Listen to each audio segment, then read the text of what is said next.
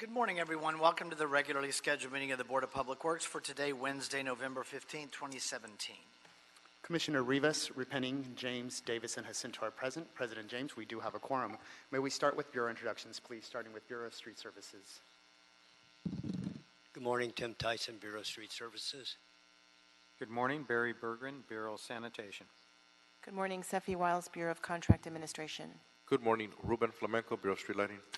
Good morning, Alan Kawaguchi, Bureau of Engineering. Good morning, Ted Jordan, Public Works General Counsel. Fernando Campos, Executive Officer. President James, we do not have any speaker cards under general public comment. We also do not have any commentary under the Neighborhood Council comments section. We did receive emails, comments on item number 8 that have been distributed to all commissioners this morning. Okay, thank you. Let's go ahead and close general public comment as well as the Neighborhood Council category of commentary. Agenda item, let's take 2 through 5. Ruben Flamenco on assessment hearings, Council District 3, 6, 13, and 15. Ruben Flamenco, Bureau of Street Lighting. Items 2, 4, and 5 pertain to lighting districts, which we are creating in conjunction with private development projects.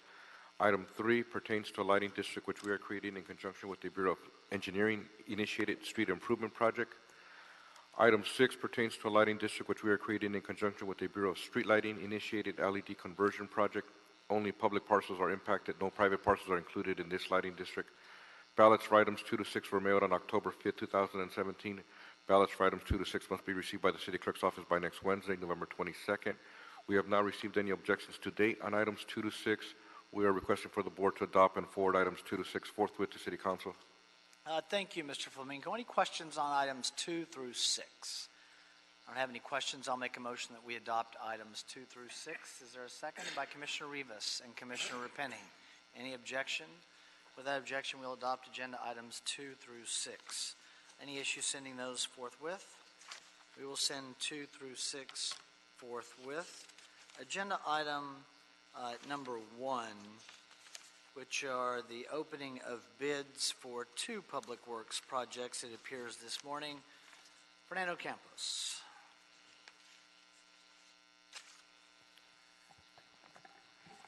Thank you, Mr. President. Fernando Campos, Executive Officer. We will open up 2 bids today. The first bid is for the Venice Boulevard Interceptor Sewer Unit 2 project in Council District number 11.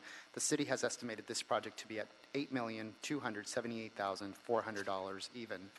The second bid that we will open up is for the Secondary Sewer Renewal Program, SSRP, DAR 05, Hollywood Wilshire Planning Area.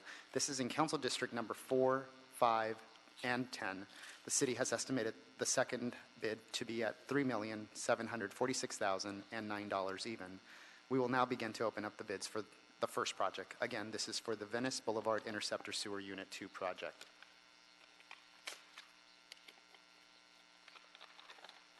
The first bid received for the first project is from Ramona Incorporated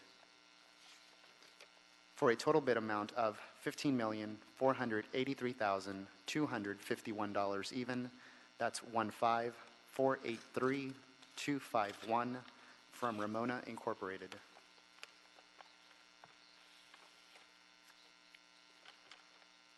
The second bid received for the first project is from Mladen Buntic Construction Company Incorporated for a total bid amount of $15,113,348 even.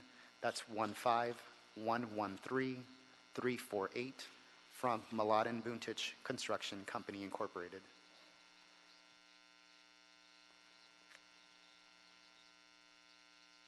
The third bid received for the first project is from MNR Construction Incorporated for a total bid amount of $12,317,400 even. That's 12317,400 from MNR Construction Incorporated.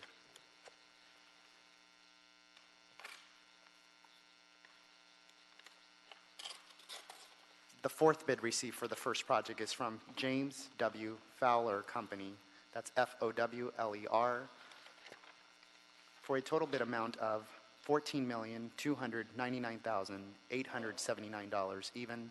That's 14299 879 from James W. Fowler Company.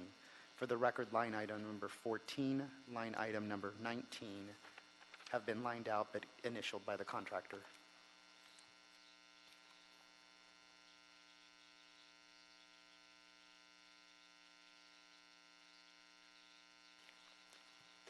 The fifth bid received for the first project is from Mike Perlich and Sons Incorporated for a total bid amount of $14,886,456 even. That's 14886,456 from Mike Perlich and Sons Incorporated.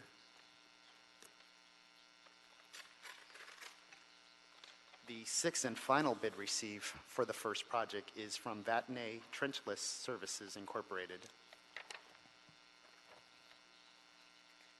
for a total bid amount of $19,177,017 even.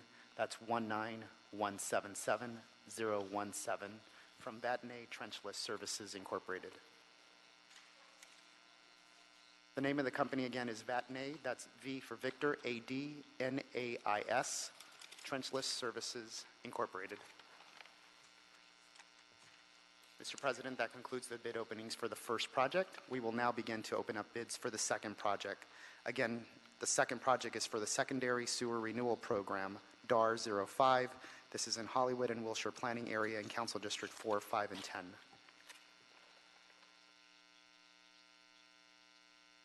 The first bid received for the second project is from Colich and Sons LP for a total bid amount of $7,080,898 even. That's 7080898 from Colich and Sons LP.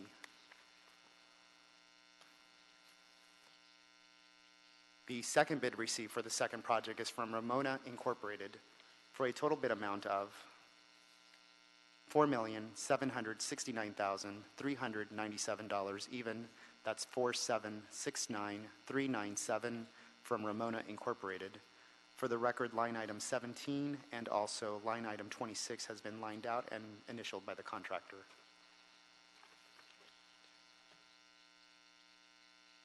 The third bid received for the second project is from Vasilch Incorporated for a total bid amount of $5,846,101 even.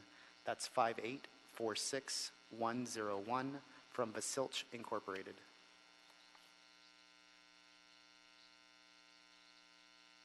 The fourth and final bid received for the second project is from MNR Construction Incorporated for a total bid amount of $4,839,198 even.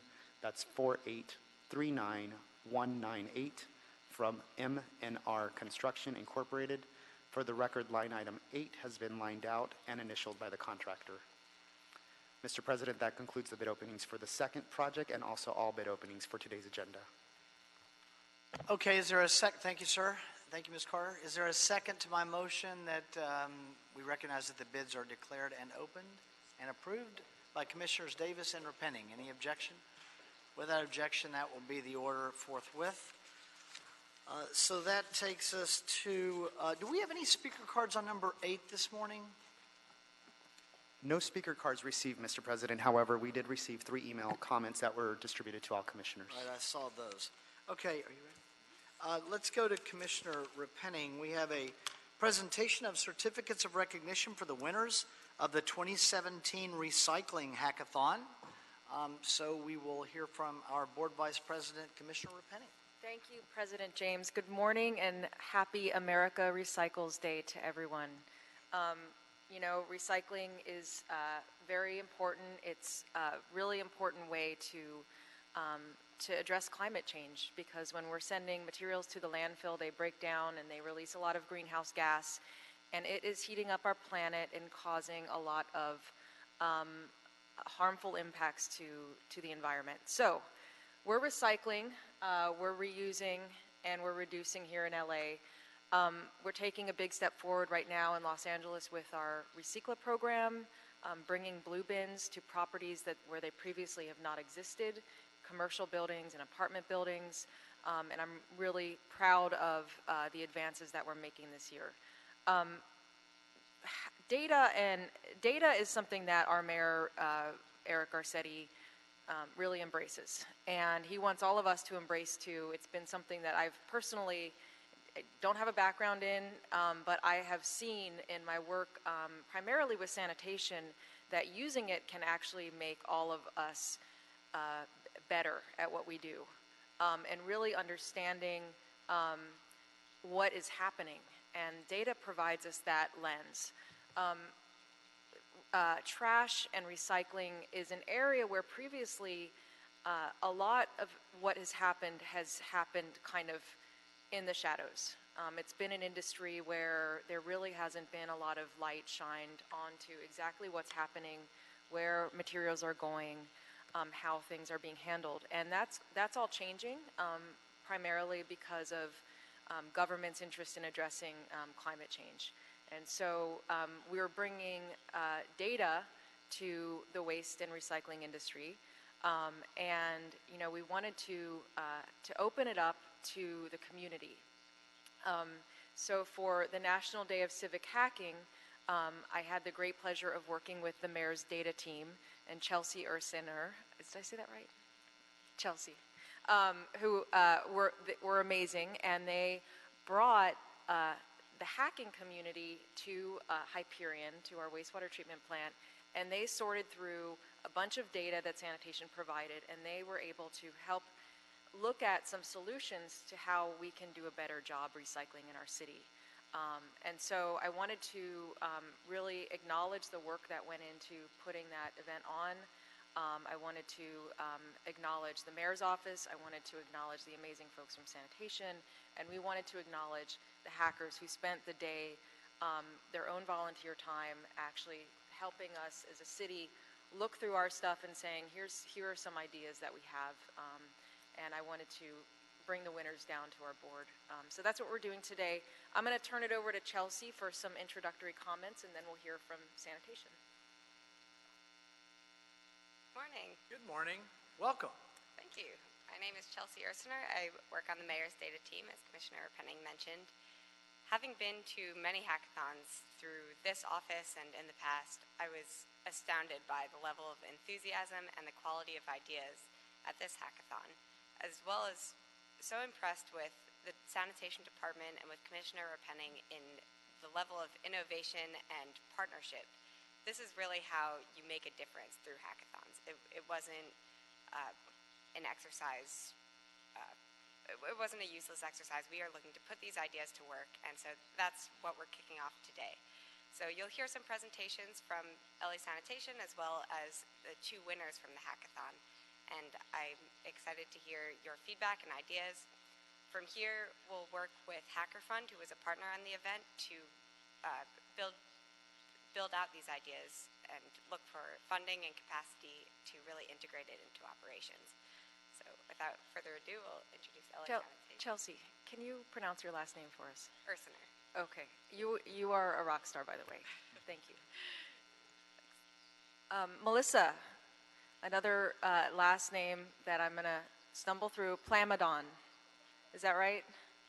I'm trying. Melissa Plamondon. Okay, Plamondon. It's okay. It's not that easy. Okay. From sanitation, I want to thank you and your great team who, on a Saturday, came in and worked with these folks and have followed up on the ideas that they brought to us. Thank you, Commissioner Reppening. Good morning, Commissioners and Bureau representatives. My name, again, is Melissa Plamondon. I'm from LA Sanitation. I want to present to you the National Day of Civic Hacking Recyclathon and the recommendations that LA Sanitation has made based on the event. So hopefully you've all received a copy of the PowerPoint presentation. And you may be wondering, what is a hackathon? We all wondered this ourselves.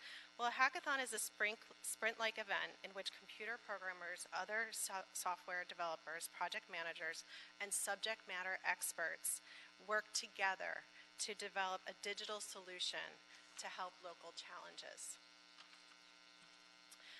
What was the Hackers Challenge? Well, let's get a little bit into the background. Assembly Bill 939 mandates that every California jurisdiction reduce their baseline waste by 25% in 1995 and by 50% in 2000. LA Sanitation provides solid resources collection services to 750,000 households. The 4-bin collection system consists of a green, blue, black, and brown bin. The City of LA recognizes that waste management is a fundamental component of overall environmental sustainability and climate change efforts, and an integral part of the effort to reduce greenhouse gases. The city has achieved a 76.4% landfill diversion rate, although we have a goal of zero waste or 90% diversion by 2025. The blue bin contamination rate can be as low as 15% and as high as 44% in certain areas throughout various waste sheds. The city average is 30% for contamination rate. Contaminating items include food, construction waste, electronics, and clothing. The challenge that we presented to the hackers was to increase recycling participation and reduce contamination in the blue bin. So who was involved? We had participation from the Office of the Mayor, the Board of Public Works, Microsoft, LA Sanitation, Hacker Fund. We had Republic Services, one of the haulers, community members, hackers, and students. So after the group received their instructions on what to do and what the challenge was, they were able to work independently or work together in groups. And so we gave them several hours to consider the challenge, look at the data, and decide what could they provide as a solution, whether it was with technology or not even just a creative idea. So pictured here, we have Dr. Rowena Romano. She's one of the subject matter experts from LA Sanitation. We had several subject matter experts that are also here today, James and Michael Lee. They were going around and answering questions, providing additional information to the hackers.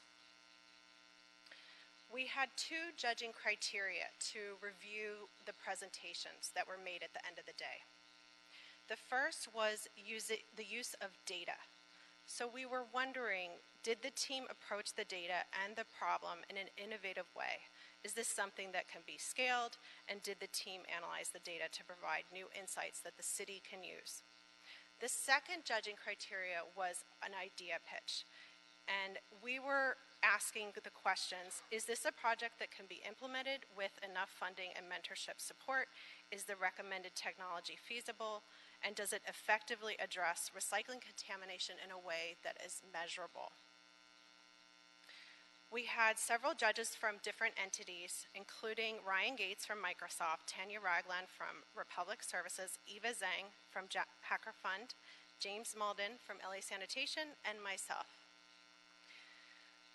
So at the end of the day, we had 2 main winners. They won $1,250 in prizes. And we also, Hacker Fund awarded 5 incubation awards. And Hacker Fund incubates technology projects that are charitable, educational, and scientific. So our winner for the best idea pitch was Recyclable. You can see the phone app, and they will also be doing a presentation. And this app basically uses computer vision to identify what the item is and where it can be recycled, whether it would be in the blue bin or if it needs to go to the safe center. This was presented by Rachel Magaswern and Lucas Magaswern.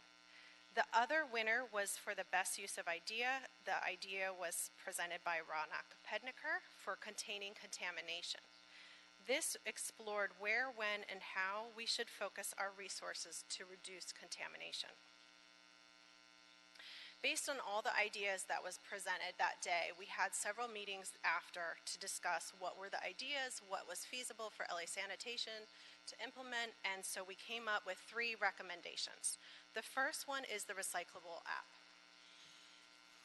I won't go too much into this app because they will be doing a presentation on this, but basically, there were a few things about this app that was really insightful. One is once you identified where the item could be recycled, it could also show you a video of where that facility would be recycling that material and how that process works.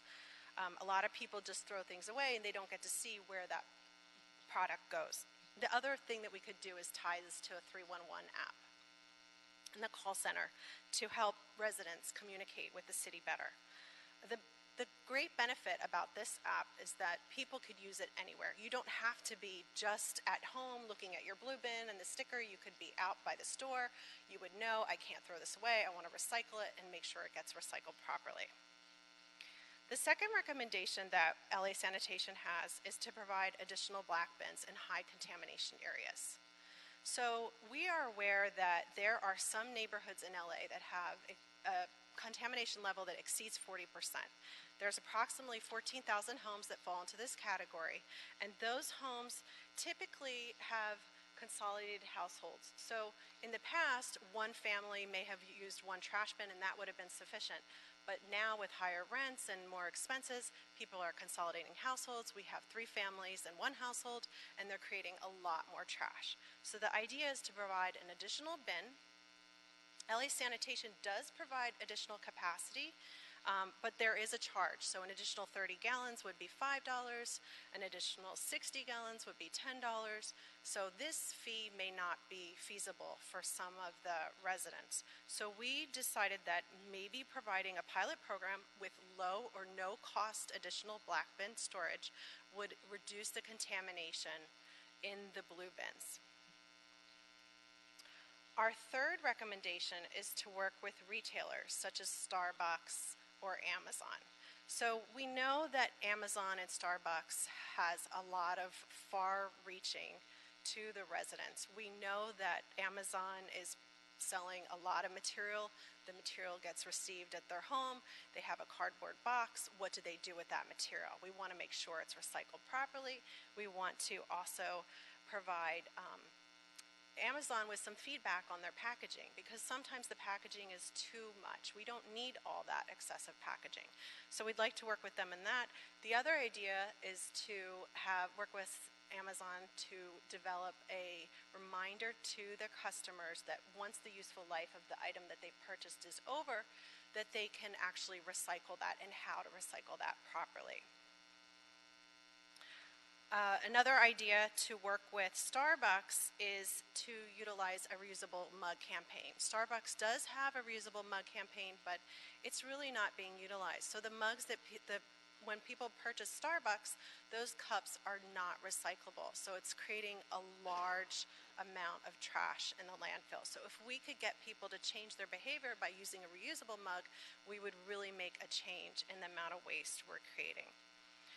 And the benefit of working with the retailers is that we would really be able to reach a lot of our residents. There were several other really excellent brainstorming ideas presented at the hackathon and even after. One of the ideas was to upgrade the collection truck cameras so that we can see what the materials are coming into the trucks. And then I send that information to the residents and let them know that material actually doesn't go in your blue bin. You can actually put that in the trash, and then they would be able to realize, okay, that's the feedback. I needed to know what to do with my material. So this would be like an automated type of system that would be automatically providing the feedback to the residents. Another idea was to use the crowdsource app to have people take selfies with the recyclables and encourage recycling through social media. That will definitely target the younger generation. And another excellent idea was to take the sales receipt when you purchase items from the store and indicate with a coding system R for recyclable for that item, or T for trash, S for safe center, so that people would just get the sales receipt and say, okay, this is what I need to do, and not have to go into an app or something like that. So different needs for different people. We have a diverse community, and we need to make sure that we look at all the different options we have available to us. The city faces many challenges, and as we move forward, we can utilize our resources to reduce contamination and create a cleaner environment. The hackathon highlighted some of our most important resources: city officials, staff, community members, and technology. Together, we can achieve our zero waste goals. We really have to consider what technology is available to us as we move forward. and utilize the stakeholders, the community. We had student engineers at the event. We had a lot of different people, older, younger. We had people who wanted to recycle more in their community. It was such a collaborative brainstorming effort and great ideas. And I would like to thank Commissioner Reppening and Chelsea Ursener from the Mayor's Office for their guidance and support in this event. LA Sanitation really appreciates the opportunity to learn from these ideas and incorporate them into our practices so that we can improve our practices and recycle more. So thank you so much. I really appreciate it. Thank you, Melissa. Great presentation. I think we're going to hear now from our winners. Come on down, guys. Who's first? We need some entry music for when we have winners that are in the room. Like the Rocky soundtrack? Yeah, the Rocky soundtrack or something. Maybe we could purchase a snare drum so we'll have a drum roll. A little long in the tooth for those. Thank you to the board Good for morning. having us today. Can everyone hear me? Okay. Yes. Closer? Okay. A little tall. All right, so we're recyclable, and okay, we're going to be talking about using computer vision to eliminate contamination. And for today, we're going to be this is the agenda. We're going to be talking a little bit about, we're going to show the presentation, actually show a demo that we showed at the hackathon. We'll talk about some technical details and some missing data that would help this effort, and a suggested implementation and next steps. This is us. We're downtown LA residents. We live a block away. We both work at startups in the LA community.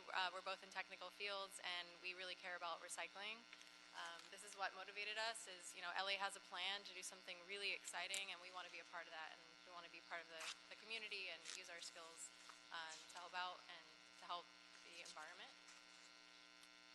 So we want to eliminate contamination before it's too late. So the main problem was that consumers, they don't know what to recycle, and they want to help, but they don't know what's recyclable, what's not, and we want to help with that. So we're targeting people that want to do the right thing but just don't know what to do. So we actually have a demo of that, and we're going to talk about the technical details right after. Okay. So this is the app, and basically what would happen is you'd open up the app, and you could take a picture. There's two different things. So you could take a picture of something and see if it's recyclable. So we can try that out. So we could take a picture of this podium, take a picture of that, and you can see if it's recyclable. So the mirror is not recyclable.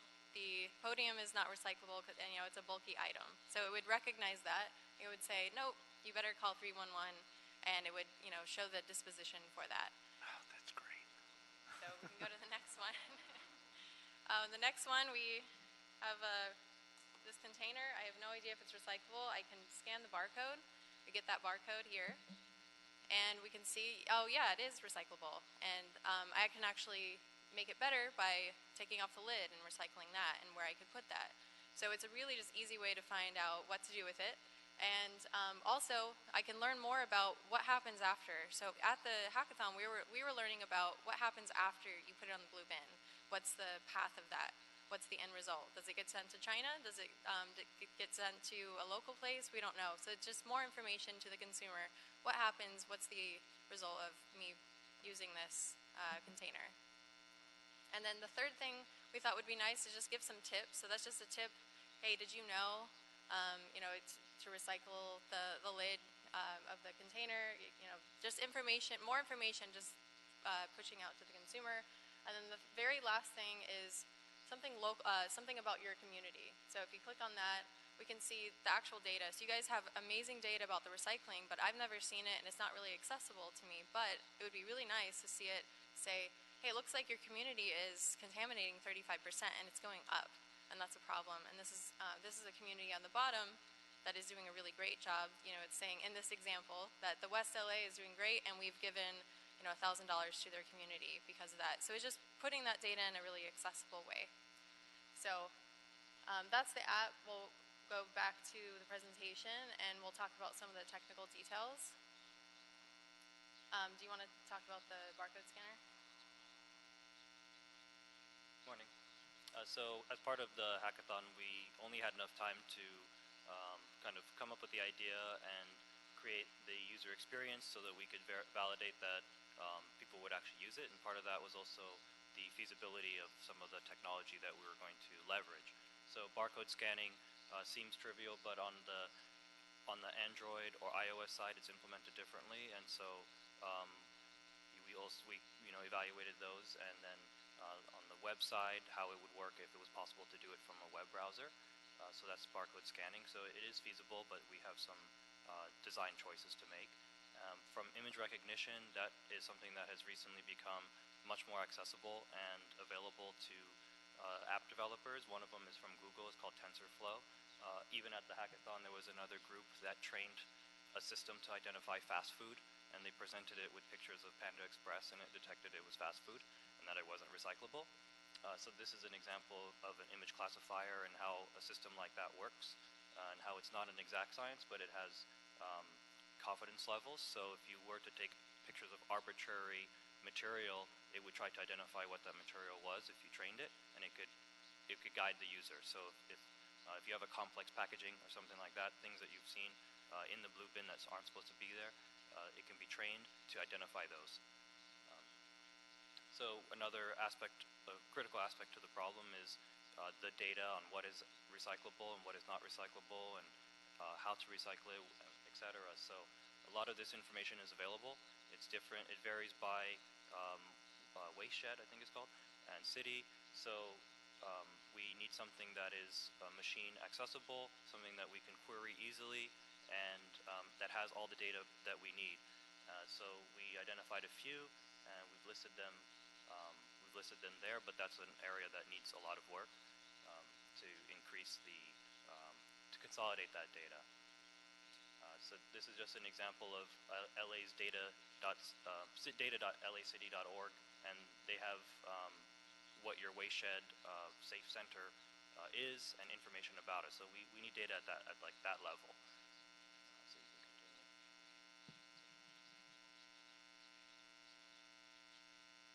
All right, so the next steps, we have a suggested implementation. We think that LA should start this open source. We should start the ball here, but then the environment is a problem everywhere, so we don't think it should be closed off. So we first think there should be a web app. There should be no login required to not limit anyone to use this. We should also keep any of the data that we find open so that other cities can take what we've learned from LA and use it other places, and really we'd start it here. And so it's not just an LA environmental issue, it's everyone has this issue. So that's why we think that it should be implemented. We should publish the data also so that if we learn a lot of things, like people never know how to recycle a Starbucks cup or something else, maybe that could be shown to the person who's creating the item to better explain that on the packaging so we have less of a problem. So just giving that data back to the manufacturers. So what we would need to build this is more data, as we were saying.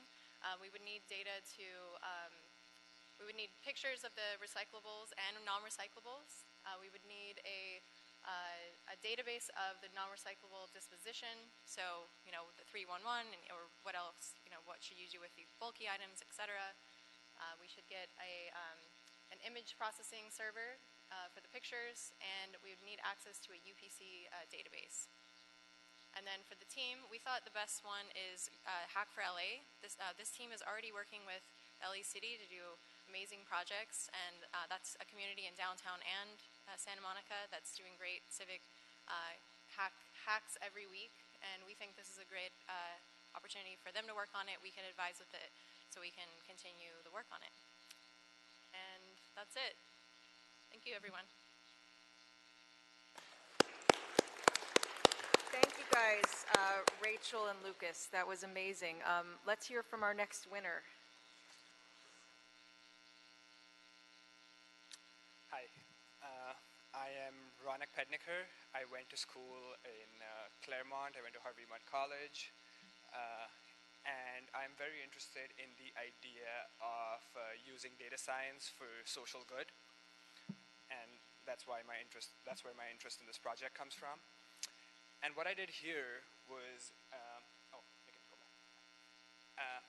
I wanted to answer the question where, when, and how we should focus resources for containing contamination. Now, contamination, as you've heard, contamination in recycling blue bins is a big problem. Some communities have up to 40% contaminants in blue bins. However, the government, like all governments, have limited resources, and we can use data to leverage those limited resources effectively to contain contamination. And I started the process of analyzing some of the vast data sets that the mayor's office has put together in the last few years or decades even. Yeah, so this graph just shows the contamination rates of different waste areas, of different LA sub-areas over the last few years.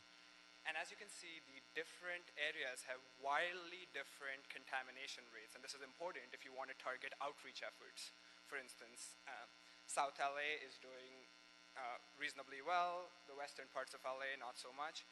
And one thing to note here in this graph that I'll bring up later is the red line. North Central LA seems to have increased their recycling in 2016 very significantly. Just keep that in mind as we go through the presentation. This is just a summary of the results. As you could expect, the southern parts of LA are recycling at higher rates than other parts of LA. And here is a graph of the contamination in the recycling bins. And again, wildly different rates, but what's relevant to note here is again the red line. The contamination of North Central LA has increased at the same time as their recycling rate increased over the last couple of months in 2016. So the increase in recycling was really an increase in contaminants. It was driven by more contaminants. So you might have thought from an initial data analysis that this part of LA is doing really well, our outreach efforts are working, but in fact, it is doing worse than the other parts in 2016.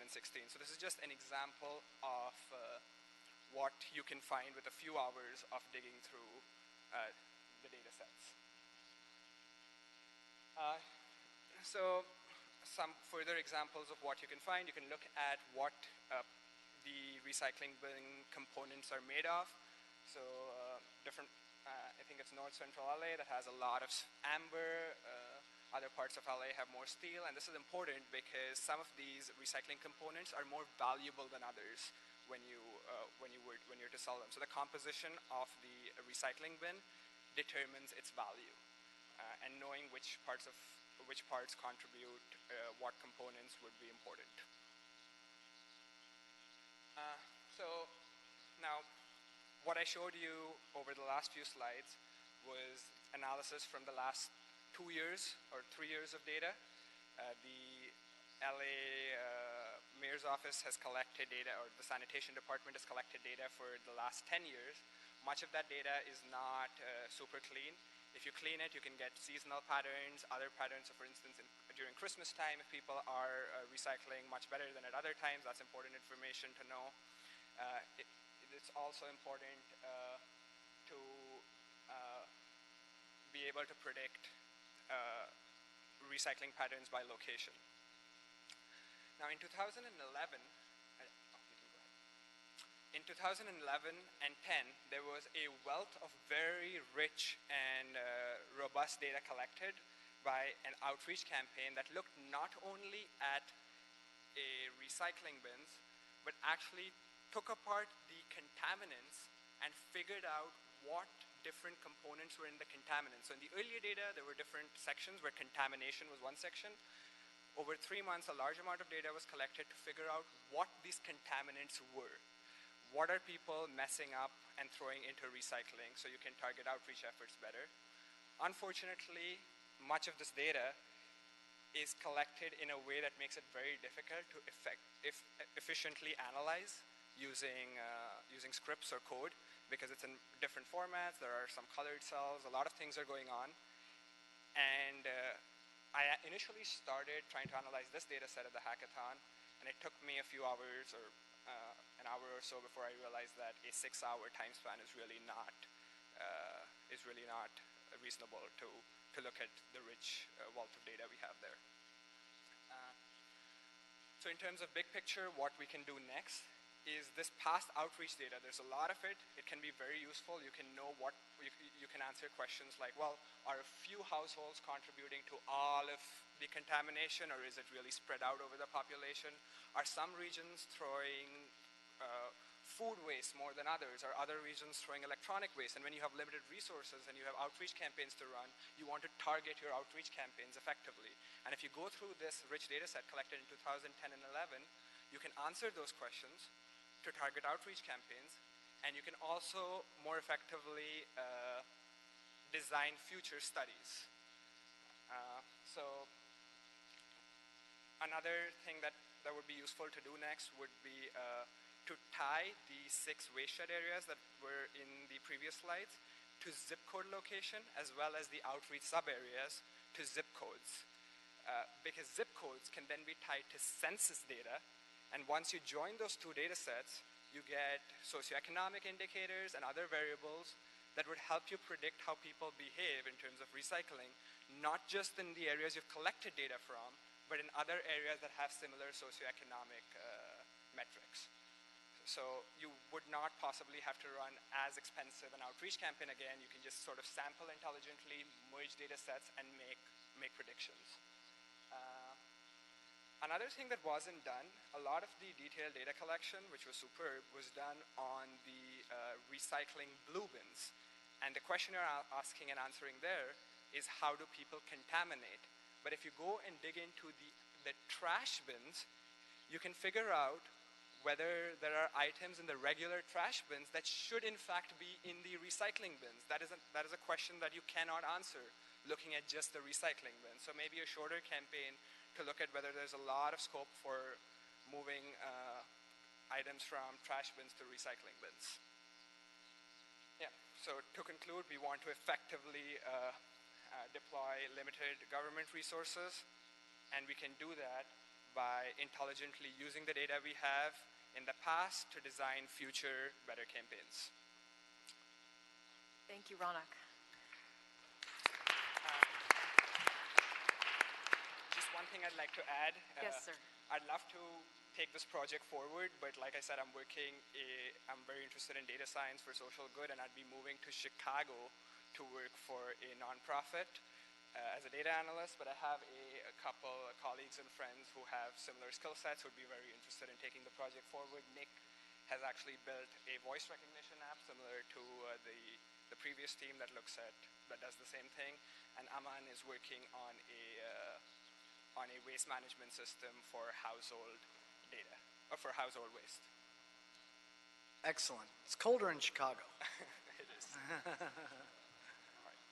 I just want to thank everyone again for all of the work that went into this. It's really amazing, the innovative ideas that come from people who really, this is not even your background, but you come with your very special lens and you're able to provide us insight. And, you know, for me, I'm a complete recycling nerd at this point. I could spend all day discussing all of this. And I want to appreciate Sanitation and Chelsea again for their work in helping us open our doors. And let's definitely make some of this real. Thank you all very much. Okay. Commissioner Rivas. I just want to thank all of you for participating and taking your personal time to do this. I know that LA has a very active hacking community. I've been to several Hack for LA events early on, and I know a lot of people. Is Justin here from Hacker Fund? I can't see. Okay, sorry, I can't really see everyone in the audience. So I know a lot of his projects and how enthusiastic this whole community is. I'm very excited that it exists in LA, and so I want to thank all of you for taking the time.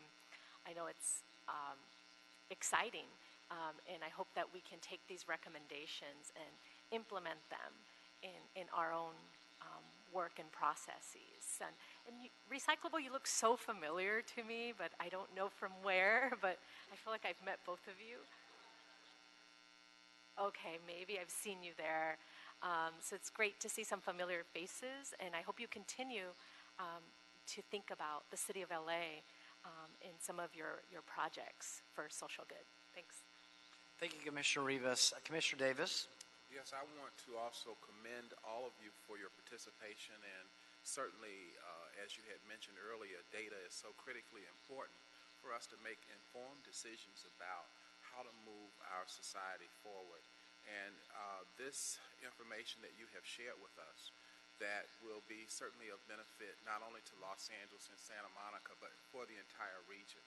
And I hope that as a result of some of the strategies that you've been able to review and implement, that we will be able to inspire and encourage the various different neighborhoods in the Los Angeles region to become more motivated to participate as well, so that everyone can participate in ways in which when we use triangulation of the different data sets and when we benefit from what is rich data that we have access to, that again, all of those methods will certainly help inform our research questions that we might have about how we can move forward in the future. And so I was encouraged by what you have done, and I know that there's a whole generation of different neighborhoods who are not a part of this process who will be motivated by the leadership of you who are so young in this. And again, just your being involved is going to certainly again encourage a whole generation to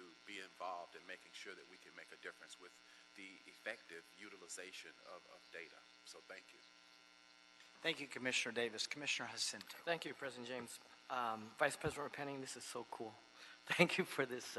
I could spend all day too, because this is so important, not just on the macro, but the micro level. So to Chelsea, Melissa, and sanitation, thank you for your work on this. To Rachel, Lucas, and Ronak, man, great work.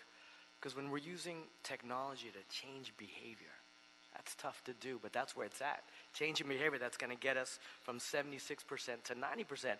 That net change takes everybody. And like Commissioner Davis says, I think we need to figure out how do we use, not even the playing field, but make, if technology is not accessible, how do we make recycling more accessible in the black bins, reduce costs, as we know that the contamination. So we use data to figure out how do we go deeper and make that net. So I'm really excited about this. I appreciate our mayor's efforts. He's made tech cool and made it work so that we can help with the environment and all the good things. So appreciate this opportunity. Thank you again, Vice President Repenning. Thank you all. This is just excellent. First of all, to our first presenters, Lucas and Rachel, when you take an app like that that makes something that should seem simple, really simple, you make a huge difference.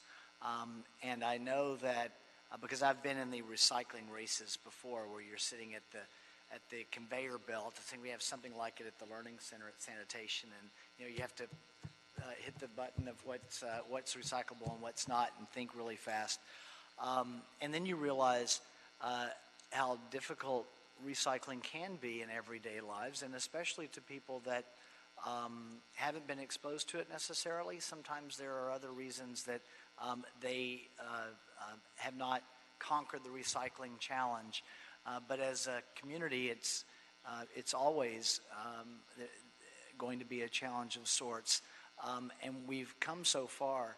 But with your app that enables someone to take a picture of an item or a picture of a barcode and get a response back with all the additional data, the benefit of that is really infinite. So that really excited me the most, and it's something that I won't take credit for it, but it's something that I will remember when I am talking to members of the community, as I do a lot. Just yesterday I was speaking to a group about the changes that technology is making in the way that we deliver city services, and this is another spoke on that wheel.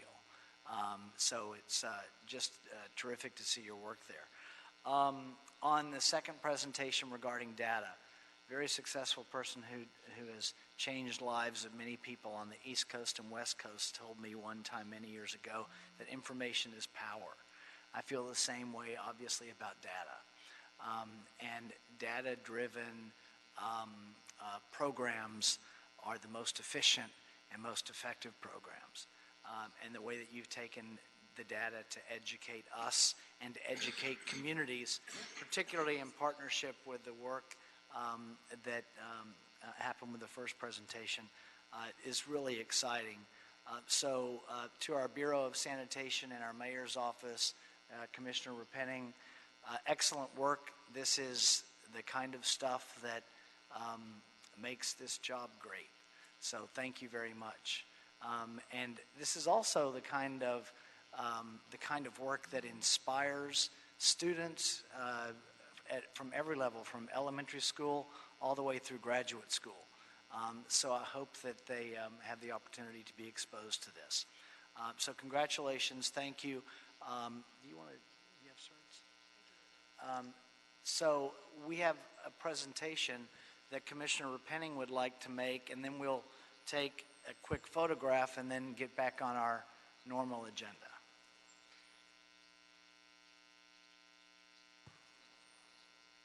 I'm sorry? Oh, I know, yes. Cue music, yes. So again, just thanks to everyone for their work on this, and to Rachel and her partner Lucas. You guys are too cute. We really loved your work, and we hope to actually be able to help implement it. So if you could take off your visitor tags. This is your City Hall, and we've got Rachel and Lucas. Handshake.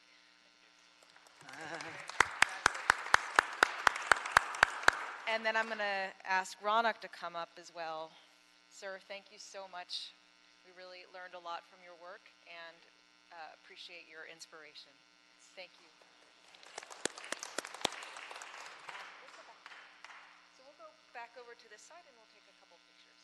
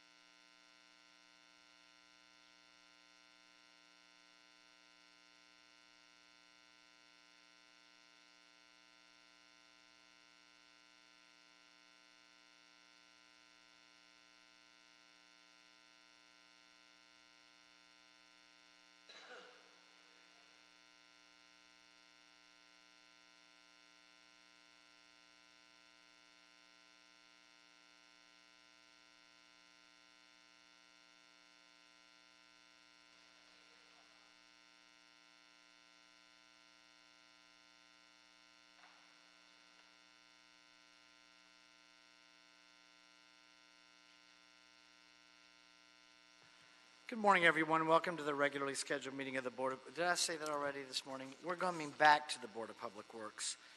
For agenda item number 8, Council District 2, tree removal, 3961 North Oesta Avenue, recommending that the board certify that the board has reviewed and considered the information in the mitigated negative declaration for the project at 3961 North Oesta Avenue and find the information contained therein appropriately addresses the requested tree removals. Secondly, find that the project will not have significant environmental effect under the above described M&D as the imposition of mitigation measures described in the M&D and incorporated herein as project conditions, in that there is no substantial evidence the proposed project will have a significant effect on the environment pursuant to the city's environmental guidelines and is in compliance with California Environmental Quality Act. Third, find the project's conflict with any local policies or ordinances protecting biological resources such as tree preservation policies or ordinances is less than significant with the incorporation of mitigation measures. 4, adopt the M&D. 5, specify that the Bureau of Street Services Urban Forestry Division, located at 1149 South Broadway, is custodian of the documents or other material that constitute the record of proceedings upon which the board's decision is based. And 6, approve the request for a fee tree removal permit for 3 coast live oak trees and 4 Southern California black walnut trees. Tree replacements are required. Mr. Tyson, just so everyone knows, this is the one that we've gotten a couple of emails on. This is also the infamous agenda item that we had trouble 2 times in a row getting the appropriate maps uploaded into the system that resulted in a couple of continuances because there are some community members, some neighbors that are concerned about aspects of this application. They have since asked for another continuance because while the maps have been uploaded, they're claiming that a week is not enough time for them to do an assessment of the mitigation measures. My thought on this, and I want to ask Mr. Tyson a couple of questions, my thought on this would be to grant one final continuance. Granted, the first 2 continuances, that was on us. So I would double the time to a 2-week continuance. But here's my thought on this, the issue about how the community has not had enough time. And Mr. Tyson, is this project subject to the Mulholland Drive Review Board? Yes, it is, President James. And it's been before the Mulholland Drive Review Board, correct? That's correct, President James. And the Mulholland Drive Review Board made a determination, correct? That is correct. And we had that letter of determination? Yes, we do, sir. What's the date of that? The letter of the determination was February 11th, 2015. So this is not brand new. And the project is not brand new. Knowledge of the project is not brand new. So that's why I'm inclined to grant one continuance for 2 weeks. But beyond that, I think that the item is worthy of being heard. What is the normal amount of time that we provide in a circumstance like this to review the documents that have now been uploaded? Well, the uploading of the documents on the, I believe, Dr. Campos, it's Novus, and what's the other site? We post in a series of areas. We post in the NOVA system. We also post in the EBRS system, which is a internal system to distribute across the entire city.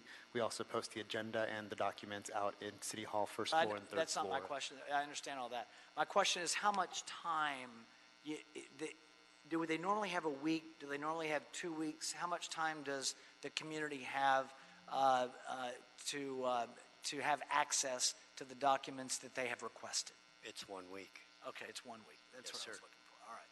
So in this instance, they've already had 1 week.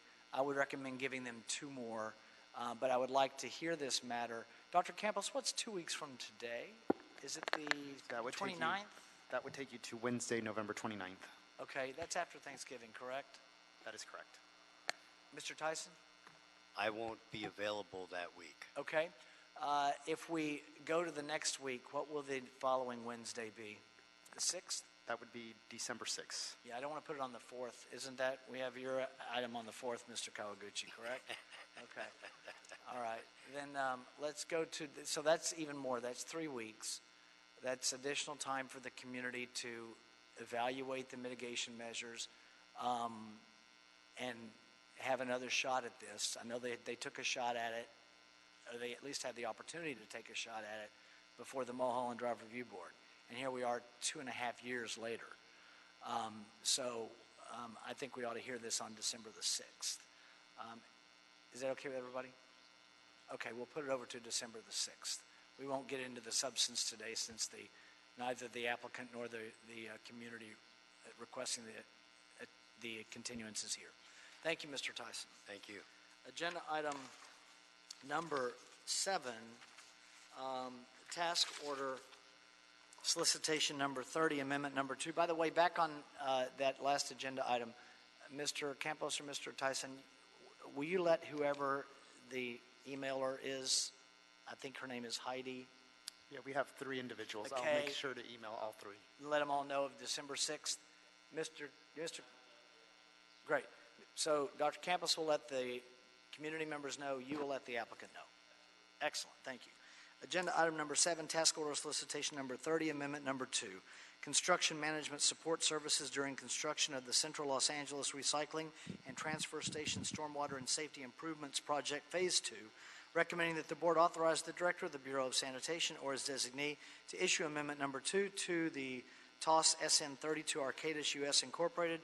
Secondly, authorize spending of an additional budget of $671,550, including a 21% contingency, and approve a revised total budget authority of $1,328,550 to fund the following additional services: as needed construction management support services to the Bureau of Sanitation for the construction of safety and stormwater improvements at Central Los Angeles Recycling and Transfer Station. And third, approve extending the term of engagement for the TOS from 24 to 42 months, starting from the issuance date of the original notice to proceed of October 7, 2015. I've got Mr. Garrios and Ms. Barrio. Ms. Barrio. Hi, good morning, Mr. President, Commissioners, Bureau of Representatives, City Attorney, and Executive Officer. My name is Adriana Brayo with LESAN, Solid Resources Processing and Construction Division, and I am the project engineer for the Central Los Angeles Recycling and Transfer Station, also known as CLARTS, Stormwater and Safety Improvements Project Phase 2. The CLARTS facility is under regulatory requirements to comply with the California Industrial General Permit, CalRecycle Solid Waste Permit, OSHA, AQMD, City Low Impact Development, and a settlement agreement. Since CLARTS operates 6 days per week and receives approximately 3,200 tons per day of municipal solid waste, it is in need of repairs, upgrades, and other improvements necessary to maintain safe traffic flow as well as the health and safety of employees. This project must be completed before October 1st, 2018. On October 7th, 2015, the Board of Public Works authorized LESAN to award TOS SN30 to Arcadis for Phase 1 in the amount of $657,000 for construction management support to LESAN, which was completed on November 30th, 2016. Phase 1 encountered delays due to unforeseen soil contamination discovered during excavation. Arcadis provided technical services to LESAN by collecting and testing soil samples, reviewing and issuing the final closeout change order to the general contractor, and revising the as-built plans. Because the project was delayed due to unforeseen soil contamination discovered during Phase 1, LESAN is faced with an aggressive schedule to make up for the delays and to meet the compliance deadline. LESAN wishes to continue the project's current momentum to keep the project completion on schedule. Therefore, LESAN is recommending that the board authorize the director of LESAN or his designee to award TOS SN30 Amendment 2 to Arcadis, which includes an increased budget of $671,550, including a 21% contingency, and approve a revised total budget authority of $1,328,550 to fund as-needed construction management support services to LESAN for the construction of safety and stormwater improvements at CLARTS. LESAN anticipates approximately the same amount of construction management support from Arcadis as Phase 1, and approve extending the term of TOS SN30 from 24 to 42 months, starting from the issuance date of the original notice to proceed dated October 7, 2015. Arcadis and or its subconsultants would provide construction management services during Phase 2, including pre-construction and project coordination services, construction management services, environmental support services, geotechnical support services, design support services during construction, and providing an engineer's cost estimate. This includes my presentation. Thank you for listening, and I'll take any questions. Well, thank you. Nice job. Any questions? Commissioner Repenning. I just wanted to on this project, when the contaminated soil was uncovered, there were issues with the contractor not being licensed to handle that material, correct? Sure, yes. And that cost us time to actually address that issue, have them effectively switch out a contractor with the appropriate credentials to take over, and there was a lot of there were issues involved in that. Yeah, that's correct. So that accounts, I think, for part of the need for an expanded time frame and scope as well. Yeah, that's correct. Thank you. Great, thank you, Commissioner Repenning. Commissioner Jacinto. Thank you. Adriana, regarding that change in the termination of the construction contract, and do we have a new contractor involved? So currently the project is under review. It's with a bid and award team with the Bureau of Engineering. So they're currently reviewing the bid package, and we're expecting that it will be released for advertising by November 17th. So it's upcoming, and we hope that the BIP, the Business Inclusion Program numbers that were originally advertised can be attained in terms of diversity too. So if we could relay that to our PAC award and control, that's important too. Okay. Thank you. Any other questions? Is there a motion on agenda item number 7 by Commissioner Repenning, seconded by Commissioner Jacinto? Any objection? Without objection, we'll adopt agenda item number 7. Thank you. Okay, thank you. Any issues sending number 7 forthwith? We will send number 7 forthwith. Agenda item number 9, Council District 14, authority to terminate construction contract and issue a final closeout change order number 1 to Sully Miller Contracting Company for the Olympic Boulevard and Mateo Street Improvements Project, recommending that the board first authorize the city engineer to transmit a notice of termination with Sully Miller for termination without prejudice. And secondly, authorize the city engineer to issue final closeout change order number 1, final contract termination cost to Sully Miller in the amount of $90,000 for settling any and all remaining Sully Miller costs associated with the termination of the city construction contract. Mr. Haddadin. Yes, Good morning, sir. My name is Michael Haddadin. I work for the Bureau of Engineering Street Haddadin, Improvement okay, Program. I was close. Yes, sir. Somewhat. Go ahead.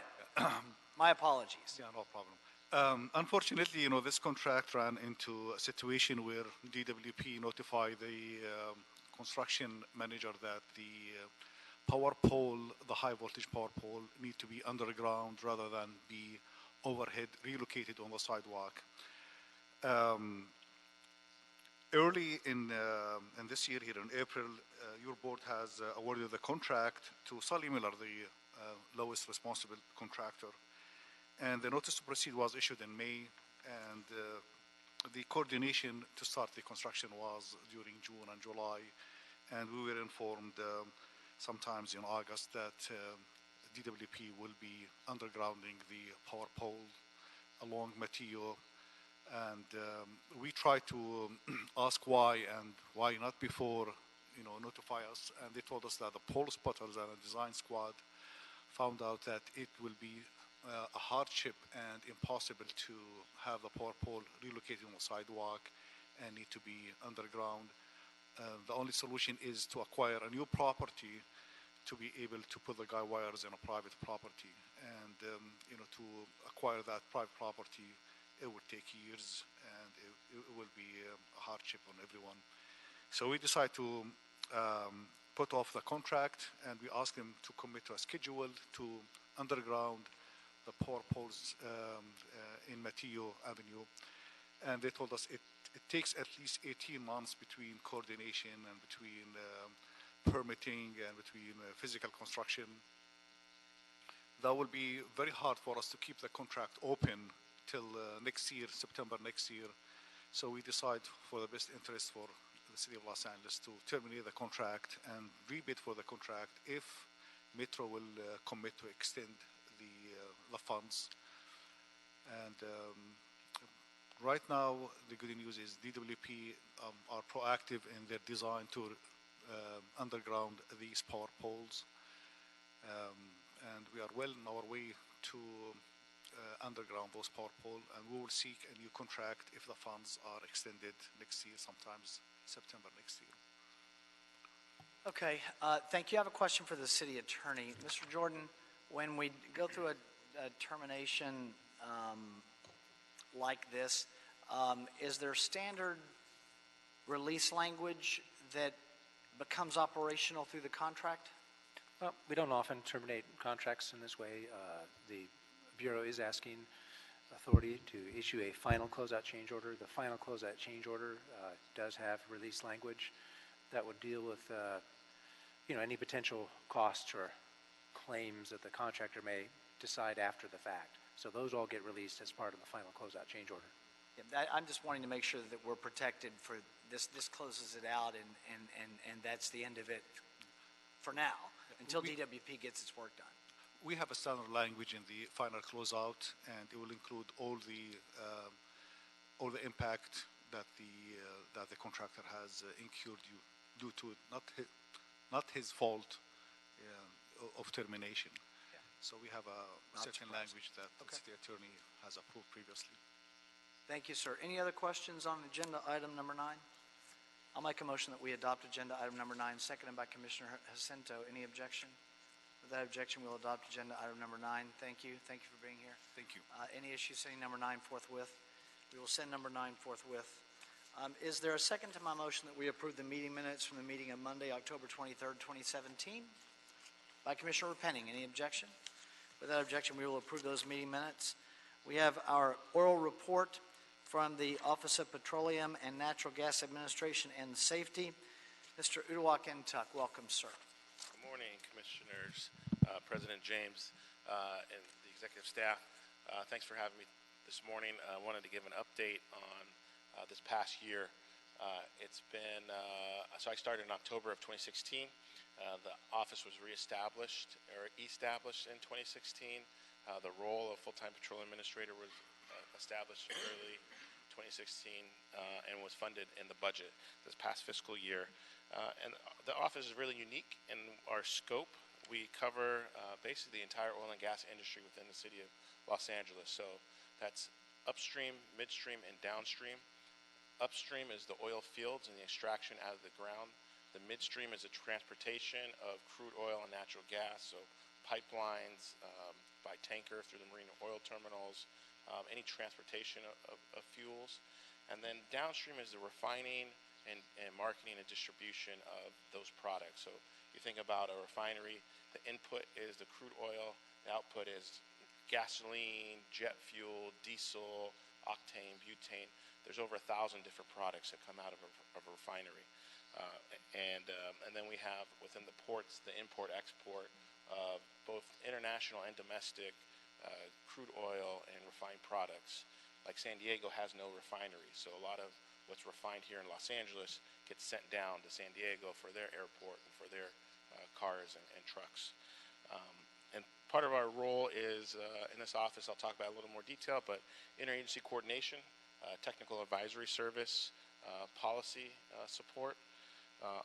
We have the oil and gas spokesperson for the city, so dealing with any of the media requests on any of those various items that may come forward to any of the news outlets that would like comments or input or clarification on any of the variety of items going. So I'll start with technical advisory services, and I'm hitting on some highlights from this past year.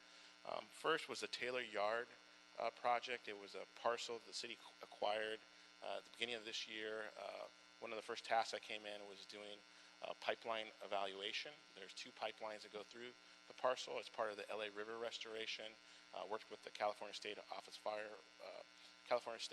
Fire Marshal to do an evaluation of the safety procedures, the status, the environmental compliance of those pipelines, and that was required for escrow to close at the beginning of this year. And we did, ultimately, the city did purchase that parcel, and now we own it and are in the process of doing environmental cleanup.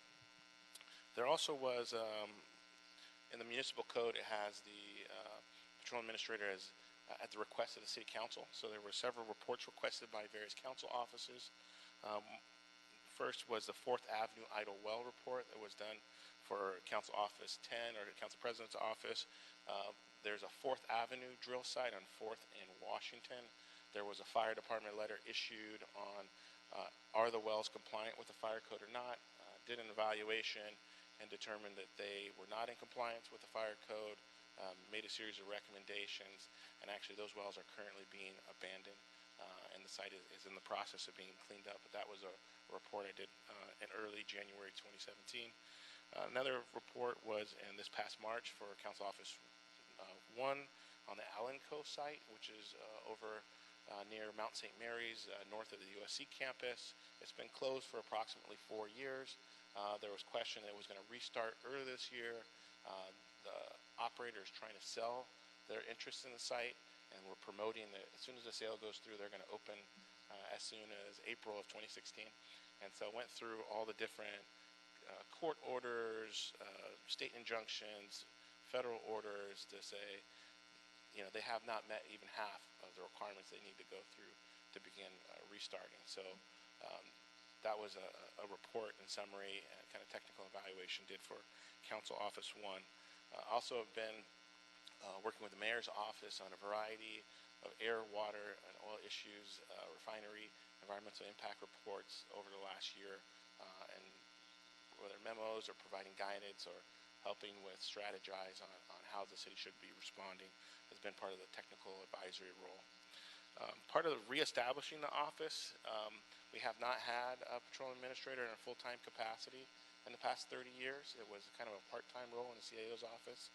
So part of this getting us re-going was we have now hired 2 staff members. In this year's fiscal budget, we were allocated 5 positions, but they were only 4-month funded. So we did a staggered hiring where we hired 2 now and deferred the other 3 till later in the year. At this most recent Budget and Finance Committee meeting at the FSR, we were allocated an additional $65,000 to accelerate 1 hire. So we're hoping by January of 2018 we can hire an environmental affairs officer to help with policy support, community engagement, some of the work we're doing with SoCalGas. And so we should have a 3rd hire here by the beginning or after the holidays as part of the staffing up. Also, we did do the invoicing earlier this year for approximately 50 different pipeline operators that have franchise agreements with the city. So between January and June, we issued invoices and collected approximately $4 million in revenue that went towards the general fund. And that was a function that was formerly done by DOT and is now here in the Board of Public Works. And then coming up, as far as our office and reestablishing office, we're looking at new office space in early 2018. So as we're growing, we need more space. So we're in the process of having some permanent office space for the staff as we scale up to the full 6-member office at the end of this fiscal year. Also this year, we did a number of inspections. So 3 large ones in particular. The Rancho Park drill site this March was requested by Council Office CD5. Rancho Park is a city-owned lease in the middle of the Rancho Park Golf Course in West LA.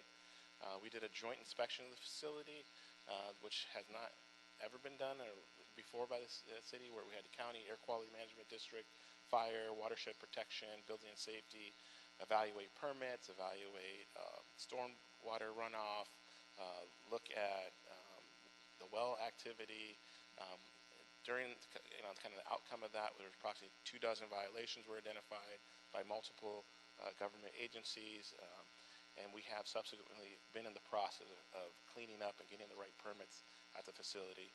We do have a little bit more control because we are the landowner of the site, so we have a direct oil and gas lease through the Park and Rec Department, and so we've been working and making sure they're meeting all the terms of that agreement. And they do pay us a royalty that ranges anywhere from $10,000 to $20,000 a month that goes to the Rec and Parks Department. Another recent inspection, probably about 6 months in the making, was a Jefferson drill site. The planning department had a zoning hearing. They issued a new determination and added new conditions. I was intimately involved in the evaluation. I generated about a 20-page report on all the different activities that had happened in the last 10 years that there was question of where these odors emitted, what kind of production, what type of well activity. In the municipal code, in 1301, they're supposed to notify the planning department on a form when they're going to do drilling, re-drilling, or any well maintenance. And there was about 40 different well maintenance jobs that were not disclosed or done on a form. And so we're in the process of making sure that we're following the municipal code as it is now, and making sure that people know.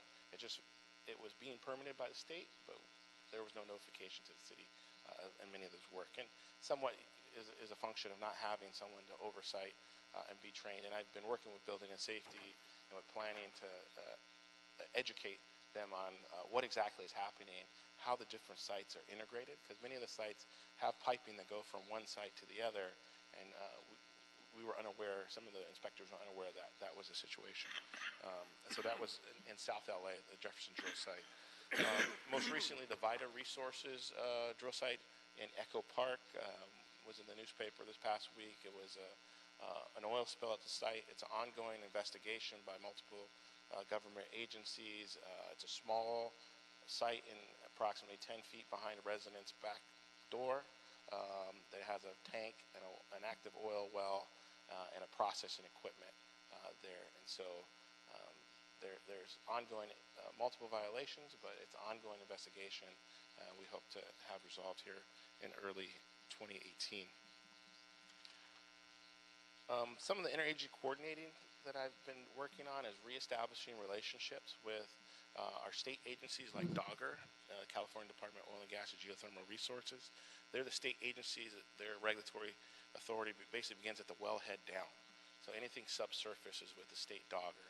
And there's a number of requirements, inspections, and interaction that has really been lacking between them and the city of LA. And so I've met with them several times. Their deputy supervisor, where our areas actually cover 2 districts. So there's 2 supervisors that I've met with, one out in Ventura and one in Cypress. And so just coordinating on everything from oil spills to site inspections. We now get noticed on all permits for new wells, for abandonments, for anything related to construction projects where a well might be, an old abandoned well might be in place. And so that's really helped facilitate our communications. A lot of their activity happens out of Sacramento, so we've done a number of calls with their Sacramento office just to give them a heads up of what's happening, because it's kind of where the eyes and ears on the ground. And a lot of times, media inquiries, they call Sacramento and they don't know necessarily what's happening unless we're coordinated. So we've really improved our communications with DOGGR. But we've worked with California Public Utility Commission. We just met with Department of Toxic Substance Control with Cal EPA last week. We've been meeting with LA County Public Health Department, the Environmental Protection Agency at the federal level, working with the county, regional planning department.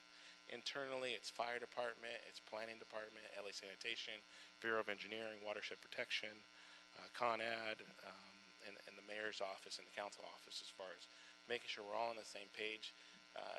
We'll get a media inquiry and they'll call planning, they'll call the council office, and they'll call me, and they'll all ask different questions. And we want to make sure we're all giving the same responses, or before we respond, we know exactly what are the facts. And so that's been an ongoing, I think, improved process and communication we've done. As far as policy-wise, there have been a number of policy issues. Most importantly, finalizing the transfer of the function from Petroleum Administration was in the CAO's office, and as October, the ordinance has now been adopted by the council. They're officially in the Board of Public Works. So it took a year to get that process through multiple city council committees, but we're official now here. The other adjoining policy or new ordinance that went through was the transfer of the pipeline, franchise pipeline agreements from Department of Transportation to Public Works.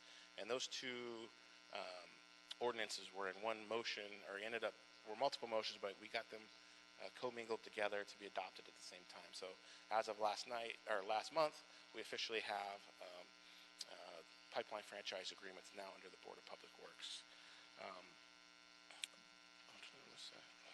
Also, Oh, there's one other thing. I'll come back to it. Also on policy, ongoing work is the health study setback report of what is the appropriate setback distance of oil wells to residential sensitive receptors. That came out in June 30th of this year. It's again an exercise in interagency coordination with AQMD, also the LA County Public Health Department, and our LA City Health Commission. Earlier this week, I did give an update to the Health Commission on Monday evening. We had approximately 60 public comments given at the update. The county was able to give an update on they have what's called an oil and gas strike team. They've been assessing from a county perspective guidance for municipalities that have oil and gas operations. So they were able to give an update on their perspective. There's a subsequent report that's coming out hopefully next month that will be part of my report. I've asked for a 3-month extension.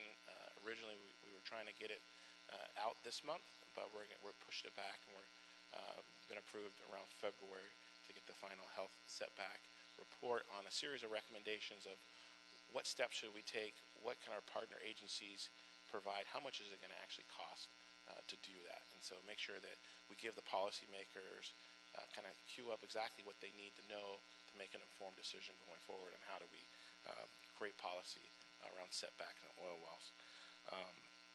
There's also been state laws. So we advocated and amended 2 state bills that were passed. So SB 724, Senator Ricardo Lora's office, it has to do with oil and gas wells and production facilities. So we had an event last summer at Furman Street where we had 2 orphan wells in residents' front yards that were abandoned, and a partnership between the state and county. And we spent the entire state budget on abandoning those 2 wells. And so what we did in this bill, we tripled the state budget to have more money. We have some of the most orphan wells in a high urban area in the state. And so there's more money now available to help us work through a queue. There's a process where we're doing a state report on kind of prioritizing we have approximately 1,100 orphan wells in the city, and saying, how do we approach that and which ones are the highest priority, and doing some assessments, and then what terms of an MOU should we have in a future agreement. And so that there's a 2019 state report back, a part of that bill, that we'll be working in collaboration with Dogger and making sure and trying to prioritize that no other city in California has the density or the number of orphan wells and production facilities like City of LA. There are some abandoned production facilities like the Paxson drill site in Pacoima by the Richie Valens Park. That's just a gravel empty lot right now, and it's not cleaned up. And so it's more expensive if someone going to come in for redevelopment, because now they have to pay to clean up the soil, make sure the wells are abandoned, or probably re-abandon the wells. And so that it's a disincentive to utilizing that space for either public space or for redevelopment. And so there's opportunities for us to continue to work with the state and now have some additional funding to do that work. Second bill we got passed, worked with Assemblymember Al Marisucci, AB 1646 on refinery safety community notification. And what that does is really helps empower our LA City Fire Department, CUPA, the Certified Unified Program Agency. It actually is going to bring additional revenue to the city, because now through the emergency community notification process, we're going to have a consistent revenue stream to support our reverse 911 system, and also use some new technology like called geofencing. So basically, we can say the zip codes around. We have approximately 5 refineries in the city of LA. We can do a 1-mile or a 2-mile radius where everyone in that radius will get a text message saying that there's shelter in place or to stay indoors. It also will send a recorded phone call to every landline in that marked off jurisdiction. And we'll have the money to support doing those type of emergency communications, plus an annual test. Kind of like you get on TV, it goes, there's an emergency test alert, and we'll be able to do that in each of the jurisdictions. So, and that was part of overall refinery safety number of bills that the Assembly member passed, but that one in particular, myself and our LA City Fire Department worked in collaboration to get it amended so that we can make sure that we have some authority and get that revenue for the city of LA. On the county-wise, we had the LA County Oil and Gas Strike Team. This is an effort that started about 2 years with the Board of Supervisors, having the county reassess all of their oil production sites in unincorporated LA County. Many times you'll see some of the pictures in the media that over on La Cienega and Stalker of this big oil field in the city of LA. That's not actually in the city of LA. That's unincorporated LA County. Aliso Canyon is unincorporated LA County.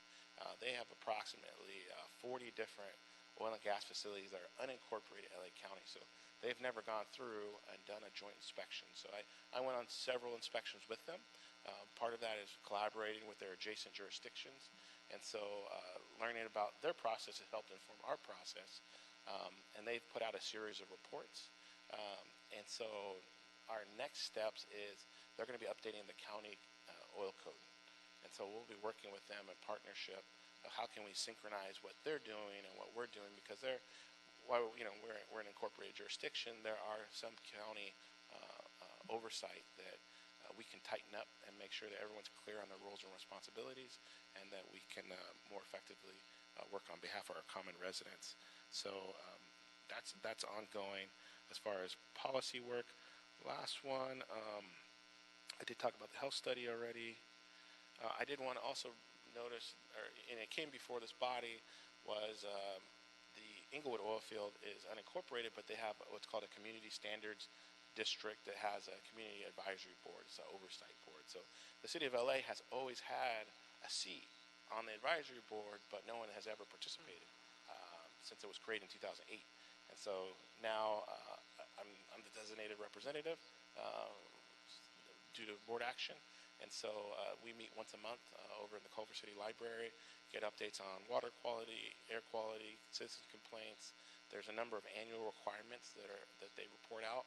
And we've also, I've had a number of the adjacent neighborhood councils apply to also be on the board. There's a number of Culver City homeowners associations, Inglewood neighborhood councils who are part of it, but not City of LA residents. So really try to make sure that we have engagements, and that's part of going around. Some of the neighborhood councils requested me as a guest speaker at their meetings, have asked about safety procedures, emergency response, what exactly is going on there. And so that's going to help answer and make sure that we're all on the same page as we move forward.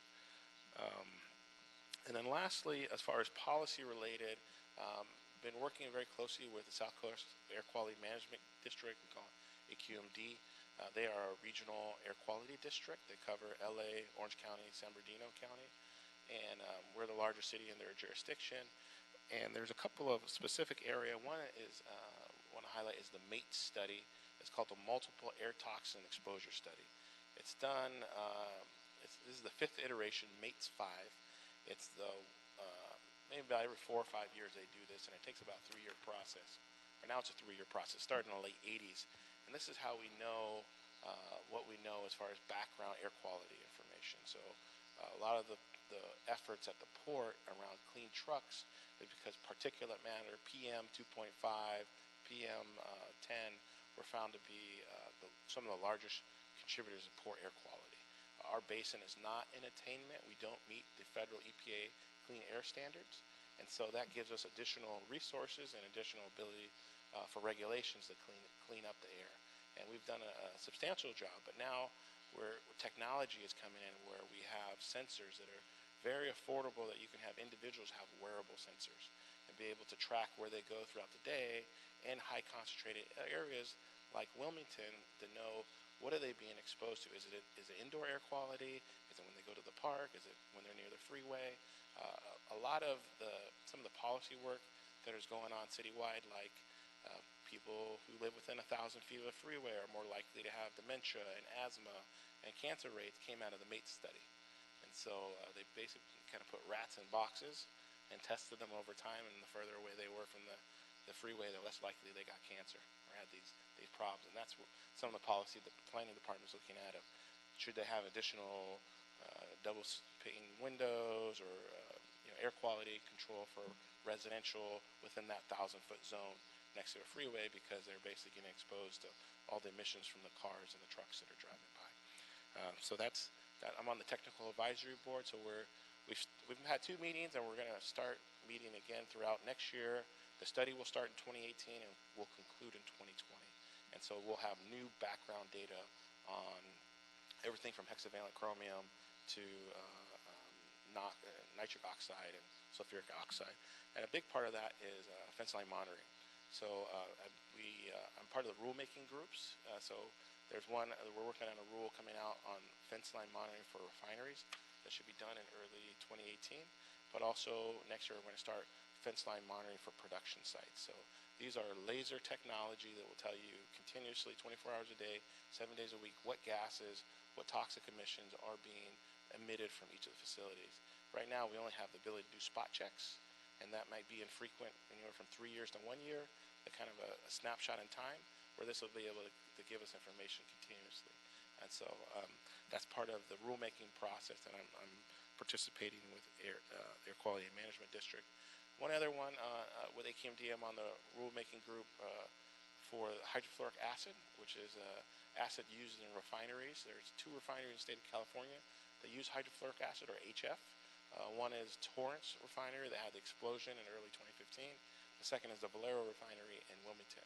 And so no other refineries in California has it. And so even at the state level, they've pushed it down to whatever AQMD recommends is going to be the rule. And it's a challenge. It's a higher risk, because if hydrofluoric acid is released on a warm ambient temperature day above 69 degrees, it creates an aerosol cloud, and it can be up to 1.5 miles in distance.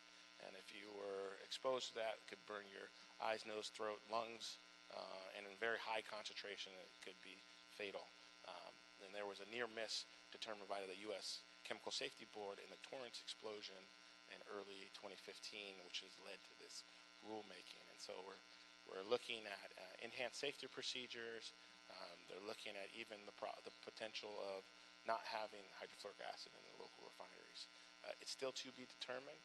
Ultimately, it's going to go to the AQMD governing board to decide on a new rule. But I'm part of that rulemaking process, and we've been meeting the last 8 months, about once a month. And we're currently now, AQMD will be releasing the draft environmental impact report on that rule next month, and then we'll have the public comment period on that. And then just in closing, some ongoing issues or ongoing work that we're working on. Continue to monitor the Aliso Canyon natural well failure. Right now, the California Public Utility Commission is doing the root cause analysis of why did it fail and what happened, what was the specific reason. That still hasn't been done, and we still don't have a definitive answer on that. But the California Public Utility Commission is the lead agency in doing that research, and hope to have that report early 2018. I'm also a party to the California Public Utility Commission Order Instituting Investigation, OIA, and so that is it's run by an administrative law judge, but it's a legal proceeding on the directive to close Aliso Canyon in 10 years. So we're doing an economic and hydraulic study to say, should it be at a diminished capacity, or can we do without it within 10 years? And so that's an ongoing proceedings out of Sacramento, but they do meet here at the LA PUC office about 4 or 5 blocks down the street. And so that's ongoing. Both myself and LADWP are parties to those hearings that are happening. And then additionally, the Dogger and PUC has issued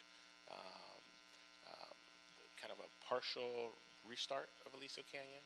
They've only allowed it to operate at 27% capacity, so at a diminished capacity, and they can only inject and withdraw under emergency conditions. So it's almost a proxy shut-in right now. And so it's only if there's really a cold or really hot scenario where they need to tap into it, they can still use it for energy reliability, but it's basically offline right now. And there's some enhanced safety procedures of airplane flyers and methane. They have fence line monitoring now at the facility.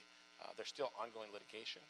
I think there's approximately 140 cases still ongoing, and State Attorney General's office is ongoing. And some of the work Mayor Garcetti has asked that any of the mitigations and resolution be spent and used back in the community that was most affected.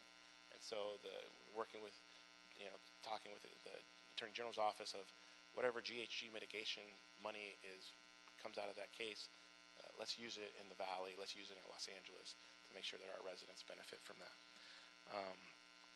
And then finally, it just came before the body the extension on the SoCal Gas franchise agreement. We're in ongoing negotiations. We just were approved for an 18-month extension until June of 2019. And that's because the new state Supreme Court case, City of Santa Barbara versus Roland Jacks, was decided this summer. And based on legal advice and what that ruling said is we now need expert determination on the value of the franchise. So we still can negotiate, but as a charter city, we don't have a cap on what we can negotiate. But it means other places might be restricted to 1 or 2%. We can negotiate for more, but we need an expert determination to avoid triggering a requirement where we need to go a ballot asking residents to approve it. And that was really the crux of the state Supreme Court case is, should this be a Prop 26 ballot referendum, or can we negotiate and increase the rate independently through an agreement? And so that's ongoing. Will continue to be ongoing negotiation. Ultimately, it'll come back to this body prior to going to City Council. And our goal is to reach a long-term franchise agreement, hopefully a 20-year term. And so there's a number of audit from the Controller's Office from a year and a half ago that we're working on implementing some of those recommendations, and then now the state Supreme Court. And we're also working with our other city bureaus that interface with SoCal Gas to make sure that we're addressing street repairs and permits, and we're all on the same page as far as taking care of our city. And then with that, I'll conclude my oral report and happy to take any questions from any of the commissioners.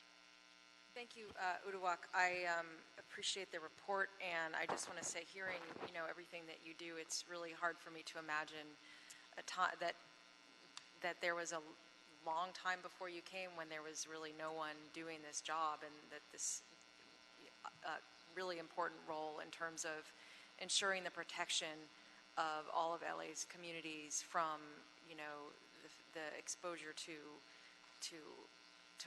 gas, to pollution, the fact that we live basically in an oil field, and the story about Echo Park and the bags of dirt soaked in oil. I mean, it's just a reminder that every day we're living really in close proximity to a lot of very harmful agents. And so just appreciate your work, and you're obviously making great headway. Commissioner Jacinto? Thank you, Vice President Repenning. Uduak, great report, excellent. You've been here for about a year, and official congratulations on formally being part of the Board of Public Works and consolidating that function. I remember when Executive Officer Campos and we were talking with President James about who do we need and what capacities do we need in this position, and it was a combination of both technical and coordination, the ability to work across agencies and to be able to work in that ecosystem, and you're that right person. So I appreciate your report and all the wonderful things that we're doing. As Vice President Repenning says, just this sense of focus and of coordination is so important for our city, and even being open to liaisoning with residents who have questions about what's going on in their backyard. So I appreciate you be opening, and as you ramp up, we're going to need to get to the public and be able to answer all their questions in their open-ended cases in terms of these franchise agreements. So more power to you, and thank you for the report. Commissioner Davis. Yes, I also would like to thank you for what has been a very comprehensive report, and as Commissioner Repenning stated earlier, in terms of the vacation we've had from having someone really being involved in the details of what is important for us to manage our interest in oil in this region. Certainly, we're not surprised at all of the things that you have mentioned that you're currently doing, and certainly it's been a long time since any of it has been done. In my observation, I'm very pleased to see that at least we have begun the engagement with the various council offices you mentioned in your projects. Among those, the 10th District council office, which you've been working with, as well as the 1st District Council office around St. Mary's, and then finally the 5th District as well. Did you mention that we are currently receiving, was it 10 to 20 million dollars from Parks and Rec? Did I hear you correctly there? At the Rancho Park site, excuse me if I misspoke, but it's 10 to 20,000 Okay. a month. Okay, so it's 10 to 20,000. And in terms of our orphan wells, to what degree is cleaning up our orphan wells a priority for us in this office currently? It is a known situation of our orphan well, number of orphan wells here in the city. There's approximately 1,100 of them. The supermajority are buried under buildings and residences. There's approximately 50 of them that are open at the surface. One of the tasks of the new inspector that has yet to be hired is to go out and evaluate at least those 50 that are open that we know about. But we know there's wells that we don't know about. And the Furman Street example from last summer, it was triggered by a resident complaint of odors and smells and feeling nauseous. And what Dogger knew of one well across the street, and when we tested that well, it actually didn't come up as emitting any gas. But when we went to the residents, actually the resident got a backhoe and dug out and found the well himself. And that was the source of the emissions, was an improperly abandoned, unknown oil well in his front yard. So in fact, we don't have the adequate staff right now to be able to make this the top priority in terms of looking at our No, we have not been allocated the budget to even begin to address it. Now, what is the timeline in terms of next steps in the development of the office? Is, in particular, hiring an inspector one of the priorities that you understand? Due to our allocated budget in this year, we did ask for full year staffing for an inspector, but we were only allocated 4 months staffing. And as far as the workload of demands that have been coming in is primarily from council offices, from planning department, from city attorney's office, and then from community residents. We prioritize the environmental affairs officer as far as helping us get started, because if we can't get our arms around even quantifying the inventory of issues that need to be inspected, then we still need to get down to how is that inspector going to do it? How is that inspector going to collaborate with the other inspectors in the city? Because we have inspectors in the fire department and watershed protection and building and safety. And the challenge is we have no one with petroleum experience. And so even bringing on an environmental inspector, it's going to take time because they need to be trained. And we have not been appropriating any budget for training or development or professional What do you see the next steps being as we move forward in looking at the effectiveness of this office? Do you see focusing on the inspectors as the next step, or that is a piece of it? I mean, there's so much to do, and in many ways, it's such an impossible task, or it's an elephant of a task, and we're trying to eat it one spoonful at a time, but we have policy work. I mean, doing a second round of this inventory of our facilities, just knowing exactly what is in the city of LA and who are the operators.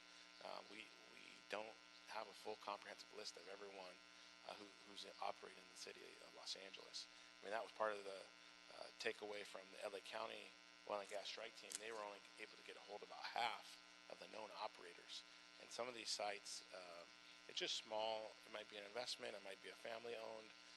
It may have changed ownership, and we don't know. But getting a full arms around who's here and what are they doing is the baseline before we say what type of inspection should we do and when.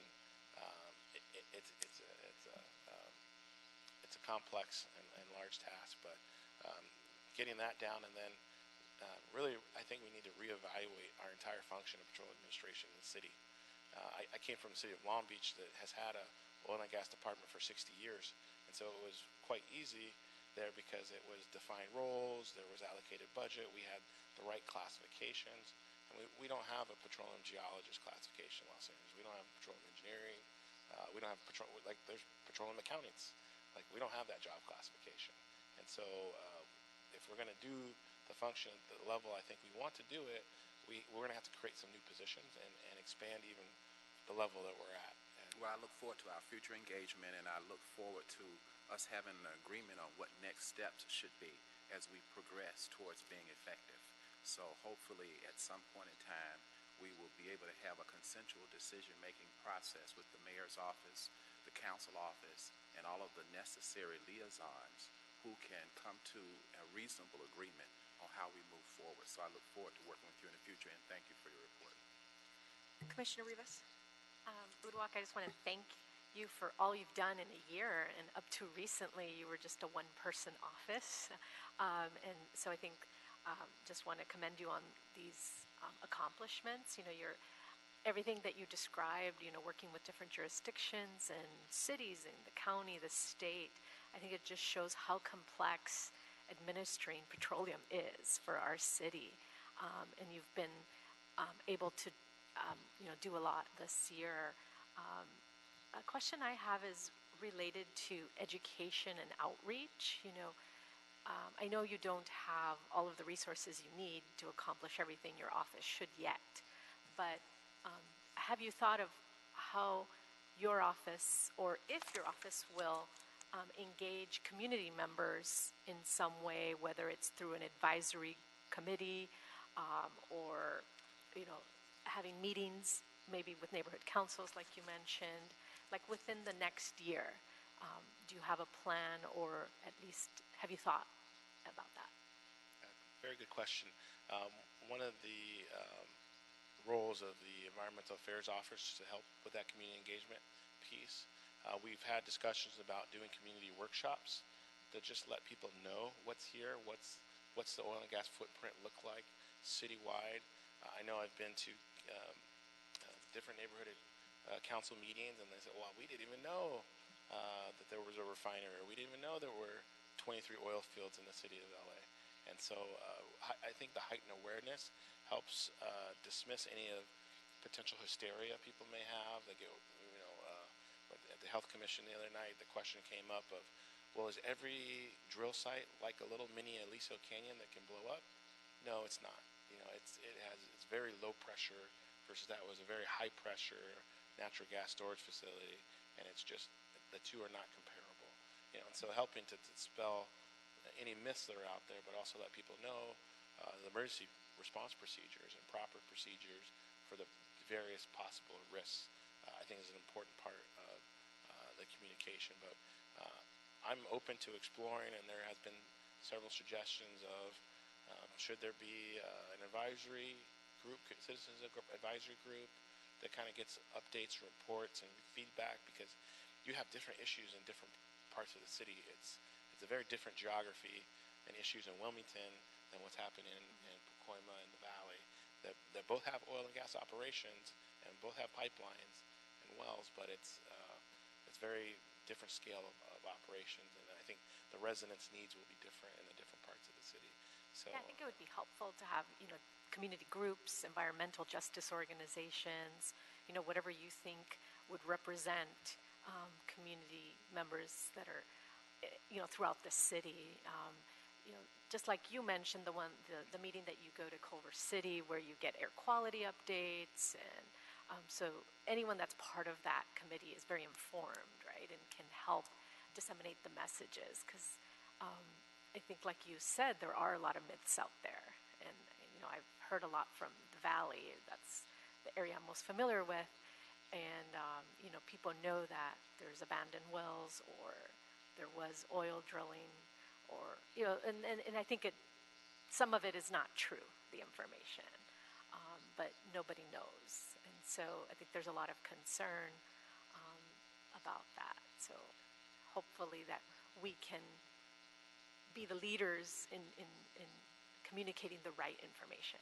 Yeah, I agree, and I've tried to be deliberate in going to all the different sides. So I've gone out to VICA and the Chamber of Commerce, and I've gone to Stand LA and Earth Justice meetings and NRDC, so that everyone feels they have a seat at the table, they have access.